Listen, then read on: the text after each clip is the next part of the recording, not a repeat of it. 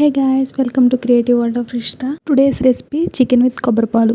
First చికెన్ని మంచిగా wash చేసుకుని అల్లం పేస్ట్, పచ్చిమిర్చి, కారం, ధనియాల పొడి, జీలకర్ర పొడి, పసుపు, ఉప్పు, కరివేపాకు, కొబ్బరిపాలు వేసుకుని బాగా కలుపుకొని ఒక 4 hours కానీ ఓవర్ నైట్ కానీ సోక్ చేసుకోవాలి. 4 మిరియాలు, 4 లవంగాలు, 2 యాలకులు, చిన్న దాల్చిన చెక్క, అనాస పువ్వు, బిర్యానీ ఆకు వేసుకుని మెత్తగా దంచుకొని పక్కన పెట్టుకోవాలి. ఇప్పుడు స్టవ్ వెలిగించి గిన్నె పెట్టుకుని ఆయిల్ పోసి జీలకర్ర, ఆవాలు, కరివేపాకు, ఉల్లిపాయ వేసి బాగా ఫ్రై అయిన తర్వాత దంచి పెట్టుకున్న పౌడర్ని వేసి కొద్దిసేపు ఫ్రై అయిన తర్వాత సోక్ చేసుకున్న చికెన్ వేసి హై ఫ్లేమ్ మీద బాగా ఉడకనివ్వాలి.